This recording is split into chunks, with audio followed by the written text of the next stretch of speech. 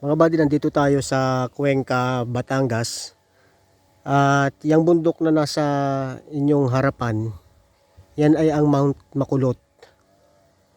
So itong Mount Makulot ay nasa gilid ng Taal Lake, na kung saan ito ay ang pinakakaldera ng Bulkang Taal. So kapag sinabing kaldera, itong anyong tubig na to, itong Taal Lake na to, nabuo dahil sa million years ago, nagkaroon ng pagputok ang mga bulkan. Hindi natin masasabing isang bulkan lang ang nandito sa lugar na ito noong unang panahon.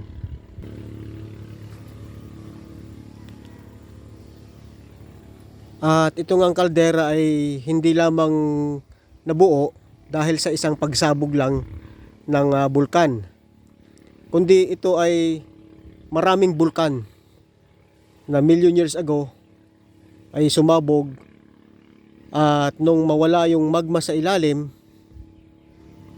nabuo ngayon itong Taal Lake. So sinasabi na ang pinakabunganga ng Bulkang Taal ay hindi lamang itong nakikita natin, na kung saan ay meron siyang crater at maraming mga volcanic vents. So sinasabi nga na nasa 47 yung crater na nandyan sa Taal Volcano Island. Pero itong caldera mismo, mga buddy, ito yung pinaniniwalaan. At ayon sa mga nababasa natin, ito yung pinakabunganga ng bulkan, itong palibot na to. So makikita natin doon sa Tagaytay, sa di kalayuan, papunta dito sa may Agoncillo, San Nicolas, Santa Teresita, Alitagtag, and dito nga sa may Cuenca. At mapapansin nyo dito na iba't ibang klase ng lupa. Ipapakita ko sa inyo, mga buddy. So dito sa parte na to, napakalalim na bangin.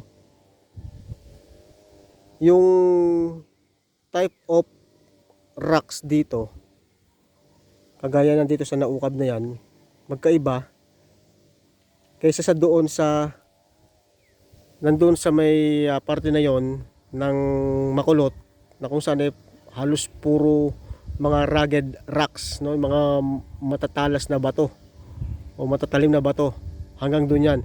At maging itong Rockies, yung pagkabato niya ay iba kaysa sa dito sa makikita natin dito sa mga gumuhong ito. Hindi ko lang alam kung anong klase ng mga bato ito, dahil hindi naman tayo eksperto, mga buddy, sa pagdating sa mga ganito. Pwedeng limestone, pwedeng nabuo dahil sa mga nakikita nating layer, mga buddy, dito.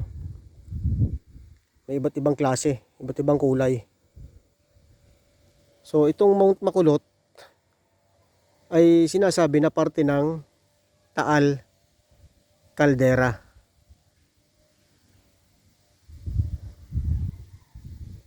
Ano nga kaya ang itsura ng lugar nito million years ago?